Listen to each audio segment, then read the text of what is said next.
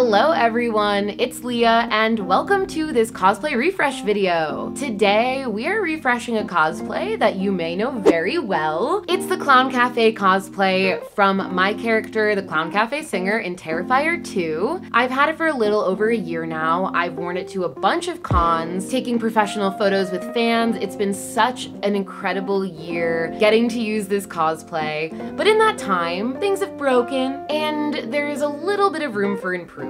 So let's get into this cosplay refresh.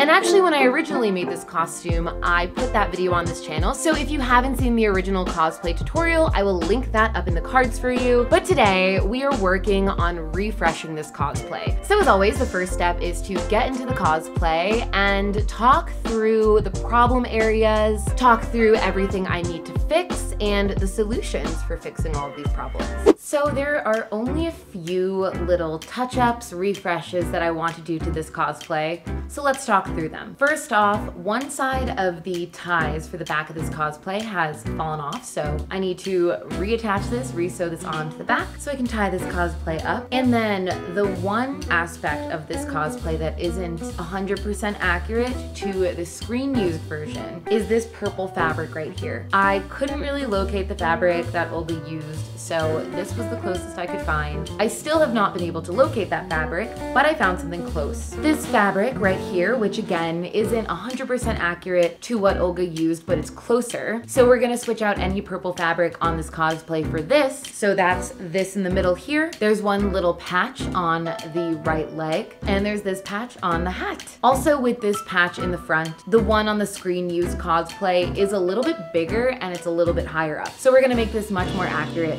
than it is right now. And that's it. It is a really small fix, a really small refresh, but this is a cosplay I use a lot and I want to keep it in tip-top shape, and I'm very excited for this cosplay refresh. So for materials, we need the purple fabric, the orange fabric, the pink fabric, and the blue piece of fabric we need to sew back on. For thread, we've got blue thread, white thread, black thread, and orange thread. Other materials we'll need is a seam ripper, pinking shears, and this spray adhesive. I'm going to be putting that front patch on differently than I did last time, which is why we have the white and orange thread, but we still do need this adhesive. So let's get started with that purple patch at the bottom of the one leg.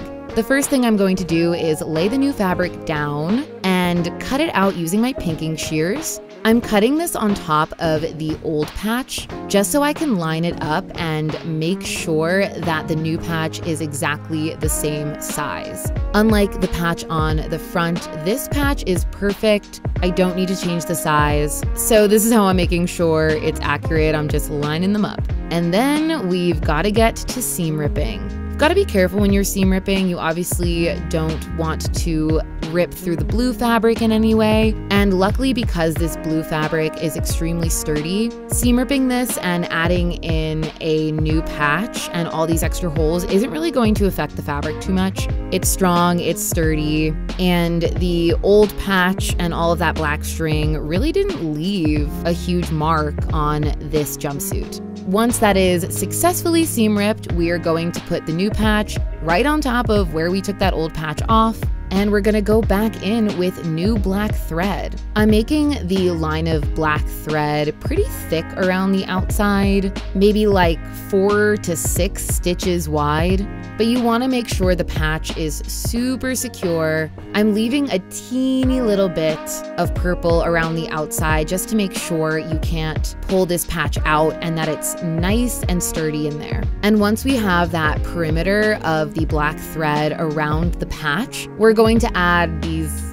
lines jutting out on the side. And for this, I just loop it around 2 to 4 times. It almost looks like a little spider or something with all of these lines of black thread jutting out from the patch. Then I tie off the end and we are done with this first part of the refresh. Moving on to the hat. Again, the first thing we gotta do, seam rip that out. Then we're going to lay our fabrics down on top of each other so we can cut them and make sure the squares are the same size. For the hat, it's pink on bottom, orange in the middle, and purple on top. We're gonna pin the pieces together so that they stay together. And just like we did with the patch on the bottom of the jumpsuit, we're going to lay the original fabric pieces on top to make sure that they're the same size and use them as a cutting guide. So this is where the spray adhesive comes in. The spray adhesive is going to help keep these 3 pieces together, and it's also going to help with any fraying edges. This is really going to lock those edges in, and no thread is going to start getting worn on the edges of this little patch. I probably used a little too much adhesive, but you know, whatever the opposite of less is more, that's what I'm using here. And I'm going to put that aside and press it between 2 books until it's ready to be sewed onto the hat. While we're waiting for that to dry, let's work on the main patch. Indifferent from the hat, the order of this fabric is orange, pink, and then purple on top. So the orange and the pink are switched. First, we've gotta pull the patch off the front of the jumpsuit. As you see here, this was only secured on with that spray adhesive. This time we're actually going to sew it on, but first we've got to cut it out. I'm going to pin the 3 layers of fabric together, a little bit bigger than the original patch was, and then we are going to cut it out. And before I glued these 3 pieces of fabric together, I laid them down on the jumpsuit, made sure I felt like they were the right size, made any trims that I needed to, and then just like on the hat, I glued the 3 pieces of fabric together. Just to make sure that the edges don't fray or anything like that, I pressed the fabric between a book, left it overnight, and then again made any other sort of trims that I needed to until I had the shape exactly the way I wanted it to be. Now, to make this patch more secure than the original patch I put on, I am going to sew it on, but I don't want the sew line to be shown at all. So I'm using white thread, and I'm only making punctures in the fabric on the front inside the white pieces on the pattern. And I'm making the stitches extremely small so that you really can't see them unless you're up very, very close. And then I'm repeating this again with the orange thread. That's why we had white thread and orange thread, but not pink thread, because the pink is in the middle of the 2 and it doesn't run along the edge at all. So we only needed orange and white, and with the orange thread, again, I'm making those stitches on the front extremely small so that you can't see them. And for the last step, we have to sew that tie back on. Now let's do a side-by-side comparison of what the cosplay looked like before and what it looks like now. So this new purple fabric, again, it's not exactly correct for what was used on the screen-worn costume, but it is a little bit closer. Don't worry, I'm still keeping my eyes peeled. I'm still looking out for that exact fabric. But I am really happy that I got to update this cosplay and make it just a little bit closer to what the screen-used version is. I know y'all like your accuracy in your photos, and I'm trying to comply as much as possible. If I could have the screen-used version, I would, but they don't know where it is.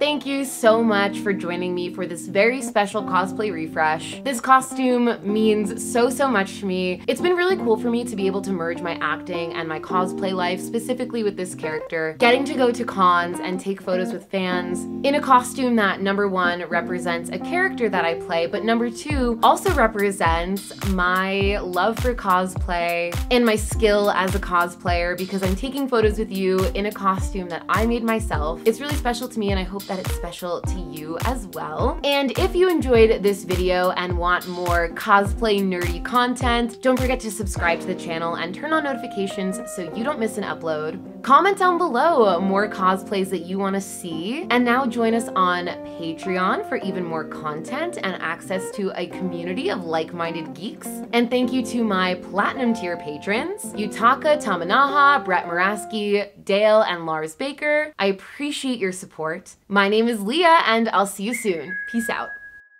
Let it go 얼어붙어 like whoa 띵하고 어지러워 I see 한여름에도 넌 겨울 꺼있고 yeah 너와 있을 때 I swear 제가 먼저 zero 폭설한 그 chill 꿈에도 I wasn't aware 나만 빼고 넌 모두에게 참 친절해 내 심감을 들어 단판이 돼도 머릿속을